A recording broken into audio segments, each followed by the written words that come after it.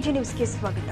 ನಿನ್ನೆ ಸಾಯಂಕಾಲ ಸಂಕೇಶ್ವರ ನಗರದ ಪುರಸಭೆ ಮುಂದೆ ಕಾರು ಮತ್ತು ದ್ವಿಚಕ್ರ ವಾಹನದ ನಡುವೆ ಮುಖಾಮುಖಿ ಡಿಕ್ಕಿಯಾಗಿ ಅಪಘಾತ ಸಂಭವಿಸಿದ ಘಟನೆ ಜರುಗಿದೆ. ನಗರದ ನೇಸರಿ ಗಾರ್ಡನ್ ಕಡೆಯಿಂದ ಬರ್ತಾ ಇದ್ದ ಕಾರು ವಾಹನಕ್ಕೆ ಮುಂದೆಯಿಂದ ಬಂದು ದ್ವಿಚಕ್ರ ವಾಹನ ಸವಾರ ಡಿಕ್ಕಿ ಹೊಡೆದು ಅಪಘಾತ ಸಂಭವಿಸಿದೆ ಎನ್ನಲಾಗ್ತಾ ಇದೆ.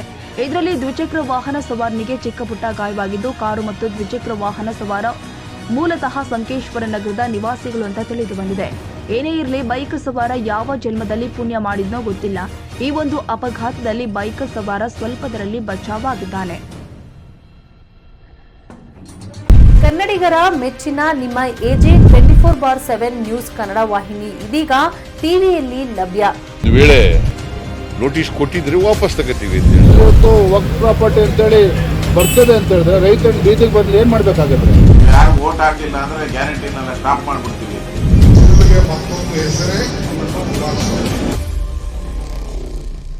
ಕರ್ನಾಟಕ ಮತ್ತು ದೇಶ ವಿದೇಶ 360 ಡಿಗ್ರಿ ಸುದ್ದಿ ಹಾಗೂ ಉತ್ತರ ಕರ್ನಾಟಕ, ಬೆಳಗಾವಿ, ಬಾಗಲಕೋಟೆ, ಧಾರವಾಡ, ಹಾವೇರಿ, ಗದಗ, ಬಿಜಾಪುರ ಜಿಲ್ಲೆಯ ಕ್ಷಣ ಕ್ಷಣದ ವಿವರವನ್ನ ಪಡೆಯುವುದಕ್ಕೆ ಎಜೆ 24/7 ನ್ಯೂಸ್ ಕನ್ನಡ ವಾಹಿನಿಯನ್ನ ಲೈಕ್ ಮಾಡಿ, ವಿಡಿಯೋಗಳನ್ನ ಶೇರ್ ಮಾಡಿ, ಕಮೆಂಟ್ ಮಾಡುವ ಮೂಲಕ ನಮ್ಮ ವಾಹಿನಿಗೆ ಸಹಕಾರ ನೀಡಿ ಮತ್ತು ಚಾನೆಲ್ ಅನ್ನ ಸಬ್ಸ್ಕ್ರೈಬ್ ಮಾಡಿ.